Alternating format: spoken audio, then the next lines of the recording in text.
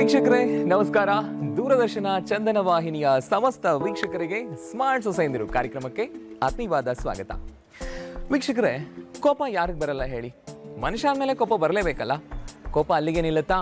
ಬೆಳೆಸ್ತಾ ಹೋದಷ್ಟು ಏನಾಗುತ್ತೆ? ಜಗಳ ಆಗುತ್ತೆ. ದೊಡ್ಡ ಜಗಳ ಆಗುತ್ತೆ. ಆ ದೊಡ್ಡ ಜಗಳ ಏನಾಗುತ್ತೆ? ಮನಸ್ಸು ಮತ್ತು ಮನೆ ಅದನ್ನು ಒಡೆಯುತ್ತೆ, ಎರಡು ಭಾಗ ಮಾಡುತ್ತೆ. ಅದೇ ಕೋಪನೇ ಕಂಟ್ರೋಲ್ ಮಾಡಿ ಇಟ್ಕೊಂಡ್ಬಿಟ್ರೆ ಇದು ಯಾವುದೂ ಆಗೋದೇ ಇಲ್ಲ. ಸೊ ಈ ಥರ ಕೋಪನ ಕಂಟ್ರೋಲ್ ಮಾಡಿಕೊಂಡು ತಾಳ್ಮೆಯಿಂದ ಸಂಬಂಧಗಳನ್ನು ಹೇಗೆ ಸುಧಾರಿಸ್ಕೊಂಡು ನಾಜೂಕಾಗಿ ನಡೆಸ್ಕೊಂಡು ಹೋಗಬೇಕು ಅಲ್ವಾ? ಈ ಥರದ್ದೆಲ್ಲ ವಿಷಯಗಳನ್ನು ಕೂಡ ನಾವು ನಮ್ಮ ಸ್ಮಾರ್ಟ್ ಸೊಸೈಂದಿರು ಕಾರ್ಯಕ್ರಮದಲ್ಲಿ ಚರ್ಚೆ ಮಾಡ್ತಾ ಇದ್ದೀವಿ. ಸೊ ನೀವು ಅದನ್ನು ನೋಡಿ ಬೆಂಬಲಿಸ್ತಾ ಇದ್ದೀರಾ, ಖುಷಿ ಆಗುತ್ತೆ ನಮಗಂತೂ. ಇದೇ ನಿಟ್ಟಲ್ಲಿ ನಾನೀಗ ನರಗುಂದದ ಒಂದು ಮನೆಗೆ ಬಂದಿದ್ದೀನಿ.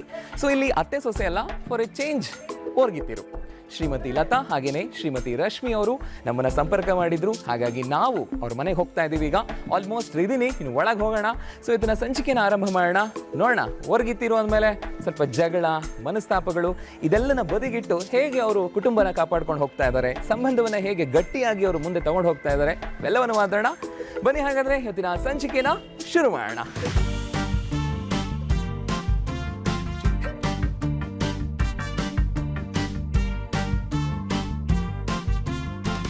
ವೀಕ್ಷಕರೇ, ಹೊರಗಿತ್ತಿರು ಮತ್ತು ಅವರ ಕುಟುಂಬ ಸೇರಿ ನಮ್ಮನ್ನ ಪ್ರೀತಿಯಿಂದ ಒಳಗಡೆ ಮಾಡ್ಕೊಂಡಿದ್ದು ಆಯಿತು. ಅದೇ ಖುಷಿ ನಾನು ಕೂತಿದ್ದೀನಿ. ಹೊರಗಿತ್ತಿರು ಕೂಡ ಖುಷಿಯಾಗಿ ಆರಾಮಾಗಿ ಭಾಗವಹಿಸಬೇಕು ಅಂತ ಕೂತಿದ್ದಾರೆ. ಫಸ್ಟ್ ಅವ್ರನ್ನ ವೆಲ್ಕಮ್ ಮಾಡ್ಕೊಳ್ಳೋಣ. ಸೊ ನನ್ನ ಬಲಭಾಗದಲ್ಲಿ ಹಿರಿ ಸೊಸೆ ಶ್ರೀಮತಿ ಲತಾ ಅವರು. ಮೇಡಮ್ ನಮಸ್ಕಾರ, ಕಾರ್ಯಕ್ರಮಕ್ಕೆ ಸ್ವಾಗತ. ಸೊ ನನ್ನ ಎಡಭಾಗದಲ್ಲಿ ಕಿರಿ ಸೊಸೆ ಶ್ರೀಮತಿ ರಶ್ಮಿ ಅವರು. ಮೇಡಮ್ ನಮಸ್ಕಾರ, ಸ್ವಾಗತ ತಮಗೆ. ಓಕೆ, ಹೆಂಗಿದ್ದೀರಿ? ಹೊರಗಿತ್ತಿ ತರ ಇದ್ದೀರೋ, ವಾರಗಿತ್ತಿ ತರ ಇದ್ದೀರೋ? ಹೊರಗಿತ್ತಿ ತರನೇ ಇದ್ದೀರಾ? ನೀವು ಕರೆದಿದ್ದೀರ ಆದ್ಮೇಲೆ ನೀವು ಹಂಗೆ ಇರ್ತೀರಿ ಅಂತ ಅರ್ಥ. ಓಕೆ, ಸೊ ಮಾತಾಡೋಣ. ಹೇಳಿ ಲತಾ ಅವರೇ, ನಿಮ್ಮ ಪರಿಚಯ ನಮ್ಮ ವೀಕ್ಷಕರಿಗೆ. ನನ್ನ ಹೆಸರು ಲತಾ ಆನೆಗುಂದೆ ಅಂತ ಹೇಳಿ. ನಮ್ಮ ಮನೆಯ ಹೆಸರು ಗೋಪಾಲ್ ಕೃಷ್ಣ ಆನೆಗುಂದೆ. ನಮ್ದು ಊರು ನರಗುಂದ, ತವರ ಮನೆ ಬಾಗಲಕೋಟೆ. ಎಷ್ಟು ವರ್ಷ ಆಯ್ತು ಮದುವೆ ಆಗಿ? 25 ವರ್ಷ ಆಯ್ತು. 25 ವರ್ಷ. ಫುಲ್ ಸಿಲ್ವರ್ ಜುಬ್ಲಿ ಸೆಲೆಬ್ರೇಷನ್ ಜೋರಾಗಿದೆ. ಮಾಡ್ಬೇಕಂತ ಪ್ಲಾನ್ ಮಾಡಿದ್ರಿ? ಏನ್ ನಿರೀಕ್ಷೆ ಮಾಡ್ತಾ ಇದ್ರಿ ಗಂಡನಿಂದ? ಹಂಗೇನಿಸ್ತಾರೆ? ನೆಕ್ಲೆಸ್, ಉಂಗ್ರ, ಡೈಮಂಡ್ ರಿಂಗ್ ಆ ಥರ ಏನಿಲ್ಲ. ಏನು ಕೊಡ್ತಾರೆ ನೋಡು. ಅಲ್ಲ, ಕೊನೆಗೆ ಒಂದು ಡೈಲಾಗ್ ಹೇಳ್ತಾರೆ ನಿಮ್ಮ ಯಜಮಾನರು, ಅವೆಲ್ಲ ಯಾಕೆ, ನೀನೇ ಇದೆಯಲ್ಲ.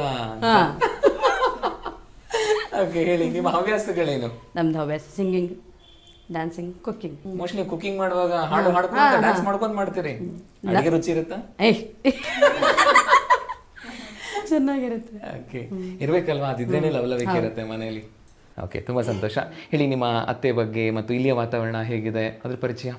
ನಮ್ಮ ಅತ್ತೆಯವ್ರೇನು ಒಳ್ಳೆ, ಹಂಗೇನೇನಿಲ್ಲ, ಯಾವುದು ರೆಸ್ಟ್ರಿಕ್ಷನ್ಸ್ ಇಲ್ಲ. ನೀವೆಲ್ಲಾದರೂ ಹೋಗ್ರಿ, ಎಲ್ಲಾದರೂ ಬರ್ರಿ, ನಡೀತಿತ್ತು. ಮನ್ಯಾಗಿಂದ ಮುಗಿಸೋದು, ಹೋಗೋದು, ಬರೋದು ಅಷ್ಟೇ. ನಿಮ್ಮ ಜವಾಬ್ದಾರಿ ನಿಮ್ಮ ಜವಾಬ್ದಾರಿ ನಿಮಗೆ ಅಲ್ವಾ? ಯಾವುದು ರೆಸ್ಟ್ರಿಕ್ಷನ್ಸ್ ಇಲ್ಲ. ಸರಿ, ಹಾಗಾದ್ರೆ ಇದು ನಿಮ್ಮ ಪರಿಚಯ ಆಯಿತು. ಬನ್ನಿ ಹಾಗಾದ್ರೆ ಕಿರಿ ಸೊಸೆ ರಶ್ಮಿ ಅವರ ಪರಿಚಯ ಹೇಳಿ ಮೇಡಮ್. ನನ್ನ ಹೆಸರು ರಶ್ಮಿ ಆನೆಗುಂದಿ ಅಂತ. ನಮ್ಮ ಮನೆಯವರ ಹೆಸರು ಗೋವಿಂದರಾಜ್ ಆನೆಗುಂದಿ. ನಮಗಿಬ್ಬರು ಮಗಳು ಶ್ರೀಗೌರಿ ಅಂತ ಬೆಂಗಳೂರಿನಲ್ಲಿ ವರ್ಕ್ ಮಾಡ್ತಾಳೆ. ಮಗ 10th, ಮಣಿಕಂಠ ಅಂತ. ನಮ್ಮೂರು ಧಾರವಾಡ, ತವ್ರ ಮನೆ ಕೊಟ್ಟಿದ್ದು ನಾವು ನರಗುಂದಿಗೆ. ನಿಮ್ಮ ಮದುವೆ ಆಗಿ ಎಷ್ಟು ವರ್ಷ? ನಮ್ದು 25 ವರ್ಷ ಆಯ್ತು. ನಿಮ್ದೇನಿದೆ ಎಕ್ಸ್ಪೆಕ್ಟೇಷನ್? ಏನಾದ್ರು ಇಟ್ಟಿರ ಬೇಡಿಕೆನ? ಸಿಲ್ವರ್ ಜುಬ್ಲಿಗೆ ರೀ ಇದು ಕೊಡಿಸ್ಬೇಕು ನನಗೆ ಅಂತ? ಇಲ್ಲ, ನಾವು ಕೇಳ್ದನ್ನ ಕೊಡಿಸ್ಬಿಡ್ತಾರ. ಫುಲ್ ಫ್ಲಾಟ್ ಆಗಿಬಿಡ್ತಾರೆ ನಿಮ್ಮ ಯಜಮಾನ್ರಿ ಎಪಿಸೋಡ್ ನೋಡಿದ ತಕ್ಷಣ. ಅದೇ ಮತ್ತೆ. ಹೇಳಿ ಮೇಡಮ್, ನಿಮ್ಮ ಹವ್ಯಾಸಗಳು? ನಂಗೆ ಆರ್ಟ್ ಕ್ರಾಫ್ಟ್ ಅಂದ್ರೆ ಭಾಳ ಇಷ್ಟ. ಇವನ್ನೆಲ್ಲ ಈ ಥರ ಎಲ್ಲ ಮಾಡೋಕ್ಕೆ ಇಷ್ಟ. ಆಮೇಲೆ ಎಲ್ಲ ಹೊಸ ಹೊಸ ಡಿಶ್ ಮಾಡೋಕ್ಕೆ ಇಷ್ಟ. ಫ್ರೀ ಟೈಮಲ್ಲಿ ನನ್ನ ಮಗಕ್ಕೆ 10th ಒಟ್ಟು ಸ್ಟಡೀಸ್ನಲ್ಲಿ ಹೆಲ್ಪ್ ಮಾಡ್ತೀನಿ, ಅವನಿಗೆಲ್ಲ ಹೇಳ್ಕೊಡ್ತೀವಿ. ಓಕೆ, ಸಂತೋಷ ಮ್ಯಾಮ್. ಮತ್ತೆ ಅತ್ತೆ ಬಗ್ಗೆ ಹೇಳೋದಾದ್ರೆ? ಹಾಂ, ನಮ್ಮ ಅತ್ತೆಯರು ತುಂಬ ಸೈಲೆಂಟ್, ಒಳ್ಳೆಯವರು. ಅವ್ರೇನು ಹಂಗೇನು ಎದಕ್ಕೂ ರಿಸ್ಟ್ರಿಕ್ಷನ್ಸ್ ಇಲ್ಲ. ಎಲ್ಲಿ ಹೋದ್ರೂ ಏನು ಅನ್ನಲ್ಲ, ಎಲ್ಲಾದರೂ ಹೋಗ್ಬರ್ಬೋದು. ಹಾಂ, ಹಾಗೆ. ಹೆಂಗೆ ನೀವು ಅಂದ್ರೆ ಅತ್ತೆ ಅಂದ್ರೆ ಏನಾದ್ರು ಬಳಗದಲ್ಲಿ ಆಗಿರೋದು ಉಂಟಾ ಅಥವಾ ಹೊರಗಡೆ? ನಿಮ್ಮ ಸಂಬಂಧ ನಮ್ದು ಸೋದರತ್ತೆನೇ ಆಗಬೇಕು. ಓ, ಸೋದರತ್ತೆ ನಿಮಗೆ? ನಮ್ಮ ತಂದೆಯವರ ಅಕ್ಕ. ಓ, ಸದ್ಯ ಹಾಗಾದ್ರೆ ನೀನು ಕ್ಲೋಸ್ ಆಗ್ಬಿಟ್ರಿ ನೀವು? ಹಾಂ, ಕ್ಲೋಸ್. ಸೊ ನಿಮ್ದು ಹಾಗೇನಾ? ನೀವು ಹೊರಗಡೆಯಿಂದ, ಒಳಗಡೆಯಿಂದ? ವೀಕ್ಷಕರೇ, ನಿಮಗಿಲ್ಲಿ ಒಂದು ವಿಷಯ ತಲೆ ನೋಡ್ತಾ ಇರ್ಬೋದು. ಇಬ್ರು ಅತ್ತೆ ಬಗ್ಗೆ ಮಾತಾಡಿದ್ರು, ಅತ್ತೆ ಯಾಕಿಲ್ವಾ ಇಲ್ಲಿ, ಇಬ್ರು ಸೊಸೆಂದ್ರೆ ಕೂತಿದಾರಲ್ಲ ಅಂತ. ಸೊ ಅತ್ತೆಯವರ ವಯಸ್ಸೀಗ ಆಲ್ಮೋಸ್ಟ್ 82 ದಾಟ್ತಾ ಹೋಗ್ತಿದೆ. ಸೊ ಹಾಗಾಗಿ ಆರೋಗ್ಯದ ವಿಷಯವಾಗಿ ಅವ್ರು ಇಲ್ಲಿ ಕೂತ್ಕೊಂಡು ಮಾತಾಡೋಕ್ಕಾಗಲ್ಲ. ಹಾಗಾಗಿ ಅವ್ರ ಪರವಾಗಿ ಇಬ್ಬರು ಸೊಸೆಯರು ಮಾತಾಡ್ತಾ ಇದ್ದಾರೆ. ಸೊ ಅದು ನಿಮ್ಮ ಮಾಹಿತಿಗೆ. ಸೊ ಬನ್ನಿ, ಅವ್ರ ಜೊತೆ ಮಾತಾಡೋದು ಸಾಕಷ್ಟು ಇರುತ್ತಲ್ವಾ. ಮುಖ್ಯವಾಗಿರೋ ಪ್ರಶ್ನೆಗೆ ಬರೋಣ. ಓಕೆ, ಈಗ ನಿಮ್ಮ ಪರಿಚಯಗಳನ್ನ ಹೇಳಿದ್ರಿ. ಈ ಒಂದು ಪ್ರಶ್ನೆ ನೀವು ಹೇಗೆ ಉತ್ತರ ಕೊಡ್ತೀರಿ ಅನ್ನೋಂಥದ್ರ ಮೇಲೇ ನಿಮ್ಮ ಮಧ್ಯೆ ಇರುವಂಥ ಸಂಬಂಧ ಅಥವಾ ನಿಮ್ಮ ಮತ್ತು ಅತ್ತೆ ಮಧ್ಯೆ ಇರುವಂಥ ಸಂಬಂಧ, ಇಡೀ ಕುಟುಂಬದ ಒಂದು ಸಂಬಂಧನ ಯಾವ ರೀತಿ ನೀವು ಕಾಪಾಡ್ತಾ ಇದ್ದೀರಿ ಅನ್ನೋದು ಗೊತ್ತಾಗುತ್ತೆ. ಆ ಮೂಲಕ ವೀಕ್ಷಕರಿಗೆ ಒಂದು ಸಂದೇಶ ಹೋಗುತ್ತೆ. ಏನು ತಗೊಳ್ಳೋಣ ಪ್ರಶ್ನೆ. ಇವ್ರು ಹೇಳಿದ್ರು ಅತ್ತೆ ಸೋದರತ್ತೆ, ಸದ್ಯ ಇವರು ಹೊರಗಿನವ್ರು, ಅಂದರೆ ಹೊರಗಡೆಯಿಂದ ಸಂಬಂಧ. ಹಿಂಗೆ ಬರುತ್ತೆ ಪ್ರಸಂಗ ಅಂತ ಅಂದ್ಕೊಳ್ಳೋಣ. ಇವಾಗ ರಶ್ಮಿ ಅವರಿಗೆ ಹುಷಾರಿಲ್ಲ, ಜ್ವರ ಬಂದಿದೆ, ಮಲ್ಕೊಂಬಿಟ್ಟಿದ್ದಾರೆ. ಅತ್ತೆ ಏನೋ ಮತ್ತೆ ಮಲಗಿದಾರಲ್ವಾ ಅಂತ ಕಷಾಯನೋ ಗಂಜಿನೋ ಮಾಡಿಕೊಡ್ತಾರೆ. ಲತಾ ಅವ್ರು ಇಲ್ಲಿ ಕೂತ್ಕೊಂಡು ನೋಡ್ತಾ ಇದ್ದಾರೆ. ಓ ಸೋದರತ್ತೆ ನೋಡ್ದಾ ಹೆಂಗೆಲ್ಲ ಮಾಡ್ಕೊಟ್ಬಿಟ್ರು, ನಾನು ಮಲ್ಕೊಂಡಾಗ ಒಂದು ನೀರು ಕೊಟ್ಟಿಲ್ಲ ನನಗೆ. ಸ್ಟಾರ್ಟ್ ಜಗಳ. ವಾರ್ಗಿತ್ತೀರೋ ಆಗೋ ಸ್ಥಾನಗಳಿವೆಲ್ಲ ಹಿಂಗೆಲ್ಲ ಆಗೋಗ್ಬಿಡುತ್ತೆ. ಎಕ್ಸಾಂಪಲ್ ಹೇಳಿದ್ದು ನಾನು. ಈ ಥರದ್ದು ಎಷ್ಟೋ ಇರುತ್ತೆ. ಈ ಸೀರೆ ಚೆನ್ನಾಗಿದೆ ಬಿಡು, ರಶ್ಮಿಗಿರಲಿ, ನೋಡ್ದಾ ಸೋದರತ್ತೆ ಎಷ್ಟು ಸಪೋರ್ಟ್. ಸೊ ಈ ಥರದ ಪ್ರಸಂಗಗಳು ನಡೆದಿದೆಯಾ, ಅಥವಾ ಅಂಥ ಸನ್ನಿವೇಶಗಳಲ್ಲಿ ನೀವು ಯಾವ ರೀತಿ ಒಬ್ಬ ಹಿರಿ ಸೊಸೆಯಾಗಿ ನಿಭಾಯಿಸಿದ್ದೀರಿ ಇದುವರೆಗೂ? ಅಂಥ ಸಂದರ್ಭ ಏನು ನಡೆದಿಲ್ಲ ರೀ.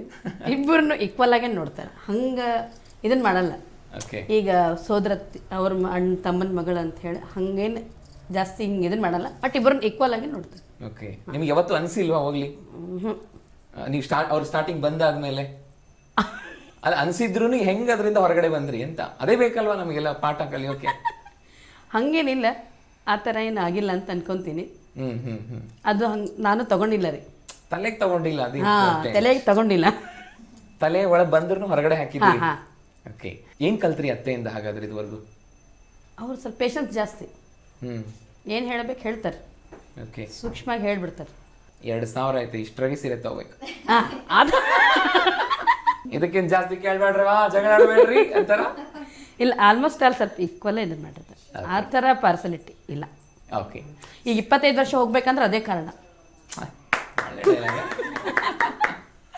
ಸೊ ಬನ್ನಿ ಕಿರಿ ಸೊಸೆನ ಕೇಳೋಣ, ಏನು ಹೇಳ್ತಾರೆ ಇದಕ್ಕೆ. ಹೇಳಿ ಮೇಡಮ್. ಇಲ್ಲ, ಅವ್ರು ಎಲ್ಲದಕ್ಕೂ ಹಂಗೆ ಸಪೋರ್ಟ್ ಮಾಡ್ತಾರೆ.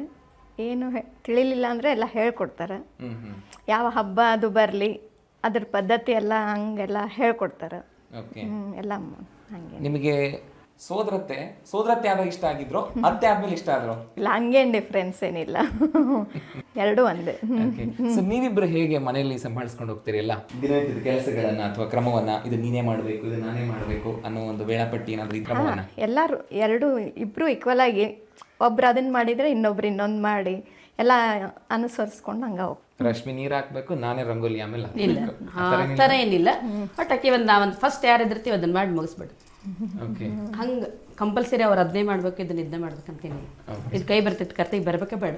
ಓ ಹಂಗೆ. ಒಂದು ಕಿವಿ ಮಾತು ವೀಕ್ಷಕರಿಗೆ, ಅಂದರೆ ಎಷ್ಟೋ ಮನೆಗಳಲ್ಲಿ ಈ ಥರನೇ ಇರಲ್ಲ. ನಾನು ಆಗಲೇ ಹೇಳಿದ್ನಲ್ಲ, ವಾರ್ಗಿತಿರು ಒಟ್ಟಿಗಿರುವಂಥದ್ದೇ ಕಷ್ಟ ಇದೆ. ಸೊ ಜೊತೆಗಿದ್ದೀರಿ ಅಂದಮೇಲೆ ಒಂದೇನೋ ಬಾಂಡ್ ಇರುತ್ತೆ.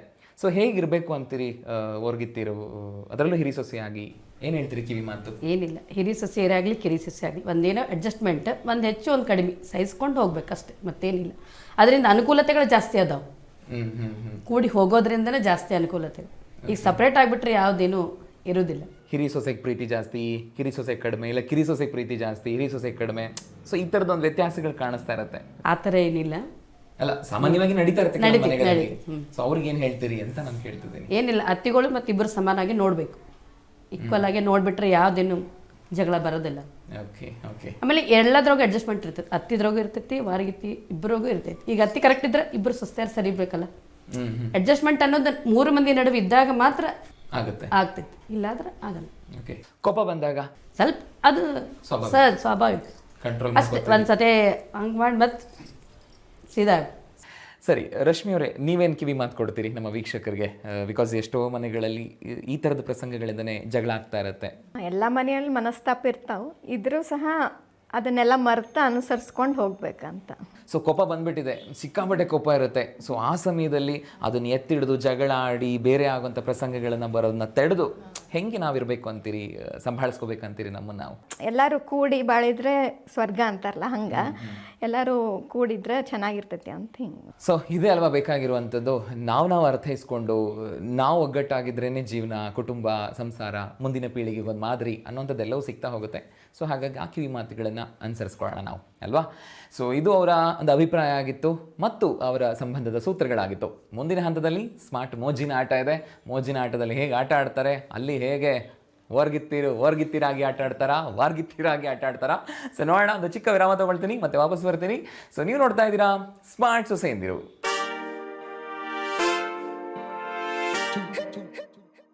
ವೀಕ್ಷಕರೇ, ಮತ್ತೊಮ್ಮೆ ಸ್ವಾಗತ ತಮಗೆ. ನೀವು ನೋಡ್ತಾ ಇದ್ದೀರಾ ಸ್ಮಾರ್ಟ್ ಸೊಸೆಯಂದಿರು. ಸೊ ಮುಂದಿನ ಹಂತ ಸ್ಮಾರ್ಟ್ ಮೋಜಿನ ಆಟ.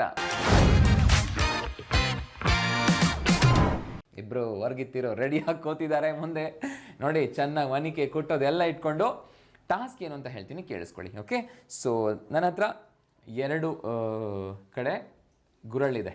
ಓಕೆ, ಸೊ ನೀವೇನು ಮಾಡಬೇಕು ಅಂದರೆ ಬರೀ 30 ಸೆಕೆಂಡ್ ಕೊಡ್ತೀನಿ. ಫಸ್ಟ್ ನೀವು, ನಂತರ ನೀವು. 30 ಸೆಕೆಂಡ್ಸಲ್ಲಿ ಎಷ್ಟು ನುಣ್ಣಗೆ ಅದನ್ನ ಕುಟ್ತೀರಾ ಅನ್ನೋದೇ ಟಾಸ್ಕ್ ಇಲ್ಲಿ. ಓಕೆ, ಸೊ 30 ಸೆಕೆಂಡಲ್ಲಿ ಚೆನ್ನಾಗಿ ಕುಟ್ಟಬೇಕು, ವಾಪಸ್ ಮತ್ತೆ ಅದನ್ನ ಅದೇ ತಟ್ಟೆಗೆ ಹಾಕಬೇಕು. ಇಬ್ಬರದ್ದು ಚೆಕ್ ಮಾಡ್ತೀನಿ ನಾನು, ಯಾರ್ದು ನುಣ್ಣಗಿರುತ್ತೋ ಅವ್ರದ್ದು ವಿನ್ನರ್. ಓಕೆ, ಫಸ್ಟ್ ಹಿರಿ ಸೊಸೆ ಲತಾ ಅವರೇ, ನಿಮಗೇದು.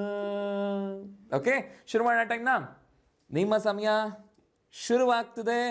3, 2, 1 ನಿಮಿಷ. ಸಿಲ್ವರ್ ಜುಬ್ಲಿ ಅಲ್ವಾ ಈಗ ಸದ್ಯಲ್ಲ ಇರೋದು ನಿಮ್ಮದು? ನಿಮ್ಮ ಗಂಡನ ಹೆಸರು ಹೇಳಿ, ಸುಮ್ಮನೆ ಹೇಳಬಾರ್ದು.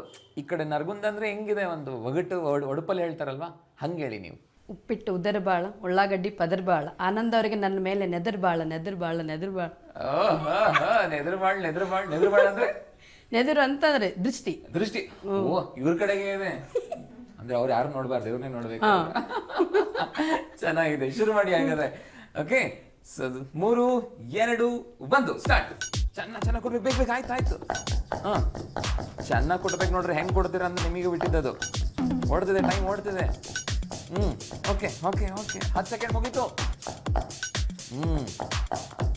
ಲತಾ ಅವ್ರು ಯಾರ್ಯಾರ ಮೇಲೆ ಕೋಪ ಇದೆಯೋ ಹಾಕಿ ಕುಟ್ಟಿ. ಮುಗಿತಾ ಬಂತು. 20 ಸೆಕೆಂಡ್ ಆಯ್ತು. ಎಸ್ ಕೊನೆಯದಾಗಿ ಟೈಮ್ ಅಪ್. ಮುಗೀತ್. ವಾಪಸ್ ಹಾಕಿ ಅದನ್ನ ನೋಡೋಣ. ಎಷ್ಟಾಗಿದೆಯೋ ಆಗಲಿ ಪರವಾಗಿಲ್ಲ, ವಾಪಸ್ ಹಾಕಿ ಅದನ್ನ ನೋಡೋಣ.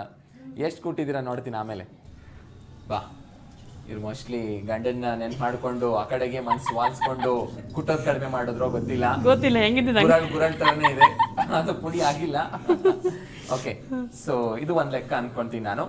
ಸೊ ಪರವಾಗಿಲ್ಲ, ಒಂದು ಹಂತಕ್ಕೆ ಕುಟ್ಟಿದ್ದಾರೆ ನೋಡಿ. ಇವಾಗೆಲ್ಲ ಕುಟ್ಟೋ ಕಾಲ ಹೋಗೇ ಬಿಟ್ಟಿದೆ, ಅದಕ್ಕೆ ಅವ್ರು ನಿಧಾನ ಕುಟ್ತಾ ಇದ್ದಾರೆ. ಆ ಹಿರಿಕರೆಲ್ಲ ಕುಟ್ಟಿ ಗಟ್ಟಿಯಾಗಿದ್ರು. ಸೊ ಇದನ್ನ ನಿಮಗೆ ಕೊಡ್ತೀನಿ, ಇಟ್ಕೊಳ್ಳಿ. ಒಂದ್ಕೆನಾ? ನಿಮ್ಮ ಗಂಡನ ಹೆಸರು ಹೇಳಿ. ಅವ್ರು ಚೆನ್ನಾಗಿ ಹೇಳಿದ್ರು ನೋಡಿ. ಹಣೆಗೆ ಹಚ್ಚುವುದು ವಿಭೂತಿ, ಎಲ್ಲರಲ್ಲಿಯೂ ಇರಬೇಕು ದೇವರ ಮೇಲೆ ಭಕ್ತಿ, ಗೋವಿಂದರಾಜನನ್ನು ನೆನೆಯುವೆ ನಾನು, ಅವರಲ್ಲಿ ಪ್ರೇಮ ಭಕ್ತಿ. ಬಾ ತುಂಬಾ ದೈವಿಕವಾಗಿ ಹೇಳ್ಬಿಟ್ರಿ ನೀವು. ಈಗ ಅವ್ರು ಯಾರು ನೋಡಂಗೇ ಇಲ್ಲ ಈ ಕಡೆಗೆ.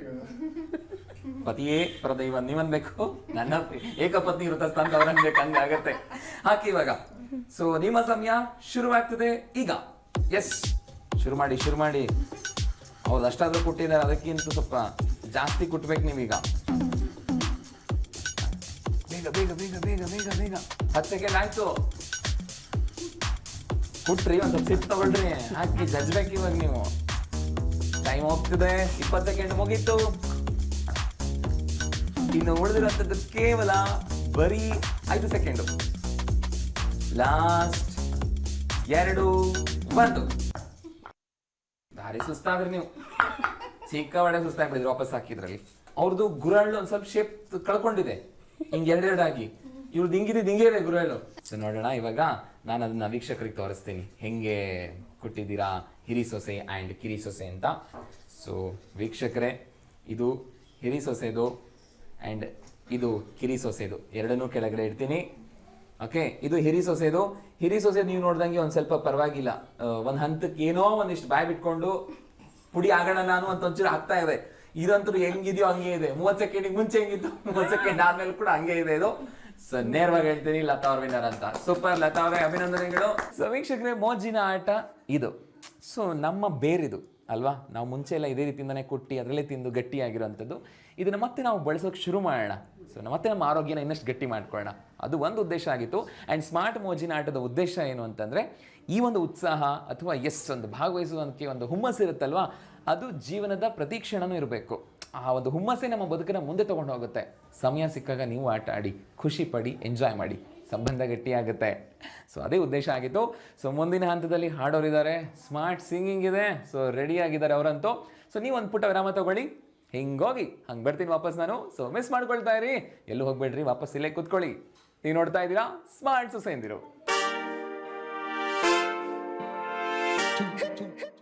ವೀಕ್ಷಕರೇ, ಮತ್ತೊಮ್ಮೆ ಸ್ವಾಗತ ತಮಗೆ. ನೀವು ನೋಡ್ತಾ ಇದ್ದೀರಾ ಸ್ಮಾರ್ಟ್ ಸೊಸೆಯಂದಿರು. ಮುಂದಿನ ಹಂತ ಸ್ಮಾರ್ಟ್ ಸಿಂಗಿಂಗ್. ಸೊ ಸ್ಮಾರ್ಟ್ ಮೋಜಿನ ಆಟದಲ್ಲಿ ಹೊರಗಿತ್ತಿರು ಫುಲ್ ಚೆನ್ನಾಗಿ ಆಟ ಆಡಿದ್ದಾರೆ. ಓಕೆ, ಸೊ ಈಗ ಎಷ್ಟು ಚೆನ್ನಾಗಿ ಹಾಡ್ತಾರೆ ನೋಡೋಣ. ಬಟ್ ಅದ್ರ ಜೊತೆಗೆ ಅವರಷ್ಟೇ ಹಾಡ್ತಾ ಇಲ್ಲ, ಅವ್ರಿಗೆ ಸಪೋರ್ಟ್ ಮಾಡೋದಕ್ಕೆ ಅವರೊಬ್ಬರ ಜೊತೆ ಇಟ್ಕೊಂಡಿದ್ದಾರೆ. ಅವ್ರ ಹೆಸರೇನು, ವರ್ಷದಲ್ಲಿ ಏನಾಗ್ತಾರೆ, ಅವ್ರ ಪರಿಚಯ ತಿಳ್ಕೊಳ್ಳೋಣ. ಹೇಳಿ ಲತಾ ಅವರೇ, ಯಾರಿದ್ದಾರೆ ನಿಮ್ಮ ಜೊತೆಗೆ ಸಪೋರ್ಟ್ ಮಾಡೋಕ್ಕೆ? ನಮ್ಮ ಫ್ರೆಂಡ್ ಆಗ್ಬೇಕ್ರಿ. ಅವ್ರ ಹೆಸರು ತುಳಸಾ ಸವಳಕಾರ. ತುಳಸಾ ಮೇಡಮ್, ನಮಸ್ಕಾರ.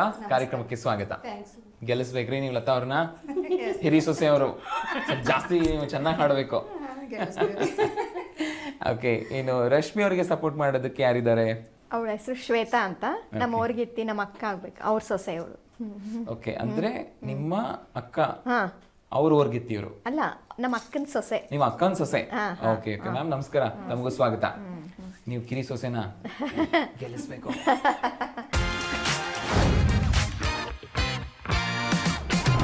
ಲತಾ ಅವರಿಗೆ ಸಪೋರ್ಟ್ ಮಾಡೋದಕ್ಕೆ ತುಳಸಾ ಅವರಿದ್ದಾರೆ, ಆ್ಯಂಡ್ ರಶ್ಮಿ ಅವರಿಗೆ ಸಪೋರ್ಟ್ ಮಾಡೋದಕ್ಕೆ ಶ್ವೇತಾ ಅವರಿದ್ದಾರೆ. ಸೊ ನಾನು ರೂಲ್ಸ್ ಹೇಳ್ತೀನಿ. 3 ಹಾಡುಗಳ ಚರಣಗಳನ್ನು ನಾನು ಹಾಡ್ತೀನಿ. ನೀವು ನಾನು ಹಾಡ್ತಾ ಇದ್ದ ಹಾಗೇ ಗೆಸ್ ಮಾಡಿ ಯಾವ ಸಾಂಗ್ ಇರ್ಬೋದು ಅಂತ ಅಲ್ಲಿಂದನೇ ಮುಂದುವರಿಸ್ಬೋದು, ಅಥವಾ ಪಲ್ಲವಿಯಿಂದನಾದರೂ ಹಾಡ್ಬೋದು.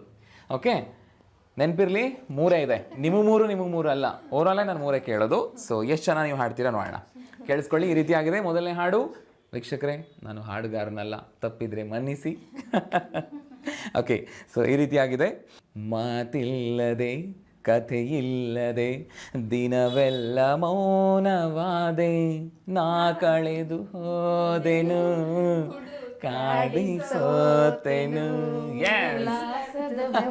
ಮಳೆ ಜಿಗುತ್ತಿದೆ ನನ್ನಲ್ಲಿ, ಸಂತೋಷದ ಮಳೆ ಹರಿಯುತ್ತಿದೆ ಕಣ್ಣಲ್ಲಿ, ಮುಂಜಾನೆಯು ನೀ ಮುಸ್ಸಂಜೆಯು ನೀ, ನನ್ನೆದೆಯ ಬಡಿತವು ನೀ, ಹೃದಯದಲ್ಲಿ ಬೆರೆತವನೇ, ಮೊದಲು ನನ್ನೊಳಗೆ ಉದಯಿಸಿದ ಆಸೆಯು ನೀ, ನನ್ನವನೇ ಎಂದಿಗೂ ನೀ. ಸೂಪರ್ ಅಪ್ಪ, ಸೂಪರ್. ಸೊ ಬರ್ಲಿ ಚಪ್ಪಾಳೆ. ಹಾಗಾದ್ರೆ ಯಾರಿಗೆ ಪಾಯಿಂಟ್ ಹೋಗಿದ್ದು? ಇಬ್ಬರಿಗೂ. ನಾನು ಯಾವಾಗ್ಲೂ ನ್ಯಾಯ ಕರೆಕ್ಟ್ ಆಗಿ ಕೊಡ್ತೀನಿ. ಅದಕ್ಕೆ ನಾನು ಇಲ್ಲಿ ಕೊಡ್ಸಿದ್ದಾರೆ. ಸೊ ಗೆಸ್ ಮಾಡಿದ್ದೀವ್ರು, ಆಮೇಲೆ ಹಾಡಿದ್ದೀವ್ರು. Guessing is important. ಸೊ ಕಿರಿ ಸೊಸೈಟಿ ಹೋಗಿದೆ 1 point. Okay, so next song ನೀವು ಗೆಸ್ ಮಾಡಿ, ನಿಮಗೆ ಕೊಡ್ತೀನಿ. ಮುಂದಿನ ಹಾಡಿನ ಚರಣ ಈ ರೀತಿಯಾಗಿದೆ.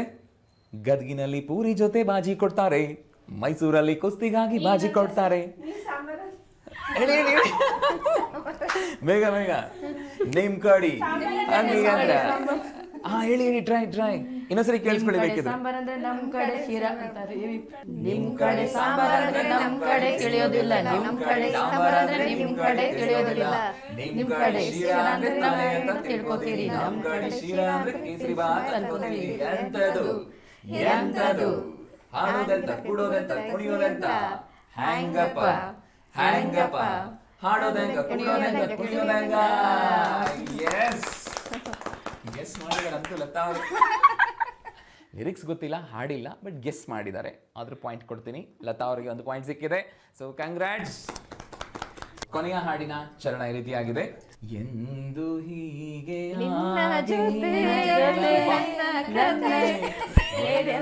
ಲೋಕ ಸೃಷ್ಟಿಸಿದೆ, ಎಂದು ಹೀಗೆ ಹಾಗೆ ಇಲ್ಲ, ಏನು ಇದರ ಸೂಚನೆ, ಮೂರು ವಿಷಯ ಇದ್ದರೇನು ನಿನ್ನದೇ ಒಂದೇ ಯೋಚನೆ, ಇದರೆಲ್ಲ ಒಬ್ಬರೀಗ ನಾನೆಂದು ನಿನ್ನ ಅರ್ಪಣೆ.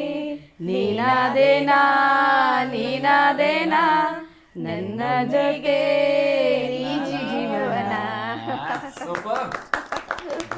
ಭರ್ಜರಿ ಹಾ. ನಮ್ಮ ಫೇವ್ರೆಟ್ ಸಾಂಗ್ ಇದು. ಅಂದ್ರೆ ನಿಮ್ ಫೇವ್ರೇಟ್ ಅಂದ್ರೆ ನೀವು ನಿಮ್ ಯಜಮಾನ್ರಿಗೆ ಹಾಡೋದು, ನಿಮ್ಮ ಯಜಮಾನ್ ನಿಮಗೆ ಹಾಡೋದು ಇದು? ನಾವ ನಮ್ಮ ಯಜಮಾನರಿಗೆ ಏನಿದು ಎಲ್ಲರ ಕಡೆ ಹಸ್ಬೆಂಡ್ ವೈಫಿಗೆ ಹೇಳೋದಿಲ್ಲ, ಅದಕ್ಕೆ 25 ವರ್ಷ ಆಗಿದೆ. Super, very nice. ಸೊ ವೀಕ್ಷಕರೇ, ಈ ಕಡೆಗೆ ಹಿರಿ ಸೊಸೆ ಅಂಡ್ ಕಿರಿ ಸೊಸೆ ಎರಡು ಕಡೆಗೆ ನೋಡಿದ್ರೆ 2 ಪಾಯಿಂಟ್ ಕಿರಿ ಸೊಸೆ ಟೀಮಿಗೆ ಸಿಕ್ಕಿದೆ. So winner is Rashmi and team. ಈ ರೀತಿ ಹಾಡ್ಸೋದಕ್ಕೂ ಉದ್ದೇಶ ಇದೆ. ಓಕೆ, ಸೊ ನಿಮ್ಮೆಲ್ರಿಗೂ ಗೊತ್ತಿದೆ, ಅದು ಹಾಡೋದ್ರಿಂದ ನಮ್ಮ ಮನಸ್ಸಿಗೆ ಇನ್ನಷ್ಟು ಖುಷಿ ಕೊಡುತ್ತೆ. ಏನೇನು ನೋವುಗಳಿದ್ರೆ ಅದನ್ನ ಮರೆತು ಬಿಡೋಣ ಅನ್ಸುತ್ತೆ, ಬದುಕನ್ನ ಇನ್ನಷ್ಟು ರುಚಿಯಾಗಿ ಕಳೆಯೋಣ ಅಂತ ಅನ್ಸುತ್ತೆ. ಸಂಗೀತಕ್ಕೆ ಶಕ್ತಿ ಇದೆ, ಹಾಡಿ ಸಮಯ ಇದ್ದಾಗ ಗುನುಗಿ, ಅದೇ ಉದ್ದೇಶ. ಆ್ಯಂಡ್ ಭಾಗವಹಿಸಿದ್ದಕ್ಕೆ, ಸಪೋರ್ಟ್ ಮಾಡಿದ್ದಕ್ಕೆ ತಮಗೂ ಧನ್ಯವಾದಗಳು. ಆ್ಯಂಡ್ ಮೇಡಮ್ ತಮಗೂ ಧನ್ಯವಾದ. Thank you for the opportunity. ನೀವು ಅಲ್ಲಿಂದ ಇಲ್ಲಿ ಬಂದು ನಮಗೆಲ್ಲ ಇಷ್ಟೆಲ್ಲ, ನಾವು ಅಲ್ಲಿವರೆಗೂ ಬರ್ಲಿಕ್ಕಾಗಲ್ಲ, ನೀವು ಅಲ್ಲಿಂದ ಇಲ್ಲಿಗೆ ಬಂದು ನಾವು ಪಾರ್ಟಿಸಿಪೇಟ್ ಮಾಡಿದ್ದಕ್ಕೆ ಅವಕಾಶ ಕೊಟ್ಟಿದ್ದಕ್ಕೆ ನಿಮ್ಮ ಸ್ಮಾರ್ಟ್ ಸಿಸ್ಟಮ್ರಿಗೆ thank you so much. So ವೀಕ್ಷಕರೇ, ಈ ಒಂದು ಖುಷಿ ಇದೆಯಲ್ವಾ, ಎಲ್ಲರೂ ಬಯಸ್ತಾರೆ ಇದನ್ನು. ಅಂದರೆ ಎಲ್ಲ ಕುಟುಂಬದಲ್ಲೂ ಎಲ್ಲ ಸಂಬಂಧಗಳ ಮಧ್ಯೆ ಇರಬೇಕು ಅಂತ. ಬಟ್ ಅದನ್ನ ಹೇಗೆ ಪಾಲನೆ ಮಾಡಬೇಕು, ಒಂದು ವೇಳೆ ತಪ್ಪುಗಳಾದ್ರೆ ಅದನ್ನ ಹೇಗೆ ತಿದ್ದುಕೋಬೇಕು, ಅಥವಾ ತಪ್ಪುಗಳಾಗದಂತೆಯೇ ಹೇಗೆ ನಡ್ಕೊಳ್ಬೇಕು ಅನ್ನೋ ವಿಷಯಗಳನ್ನು ತಿಳ್ಕೊಳ್ಳೋದೇ ಬಿಟ್ಬಿಡ್ತಾರೆ. ಆ ಥರ ತಿಳಿಸುವಂಥದ್ದು ವಿಚಾರಕ್ಕೇನೆ ನಮ್ಮ ಕಾರ್ಯಕ್ರಮದಲ್ಲಿ ನಾವು ಅದಕ್ಕೆ ಹೇಳುವಂಥದ್ದು ಸ್ಮಾರ್ಟ್ ಸಲಹೆ ಅಂತ. ಸಲಹೆನ ತಿಳ್ಕೊಂಡನ್ನ ಅಳವಡಿಸ್ಕೊಳ್ಬೇಕು ಅನ್ನುವಂಥದ್ದು. ಸೊ ಇವತ್ತಿನ ಸ್ಮಾರ್ಟ್ ಸಲಹೆ ಏನು ಅನ್ನುವಂಥದ್ದು ನೋಡೋಣ. ಸೊ ಇದನ್ನು ತಿಳಿಸ್ಕೊಡ್ತಾ ಇದ್ದಾರೆ ಖ್ಯಾತ ಮನೋತಜ್ಞರು, ಹಾಗೆಯೇ ಪದ್ಮಶ್ರೀ ಪುರಸ್ಕೃತರಾದಂತಹ ಡಾಕ್ಟರ್ CR ಚಂದ್ರಶೇಖರ್ ಅವರು. ಸೊ ನೋಡ್ಕೊಂಡು ಬನ್ನಿ, ಸ್ಮಾರ್ಟ್ ಸಲಹೆ ನಿಮಗಾಗಿ.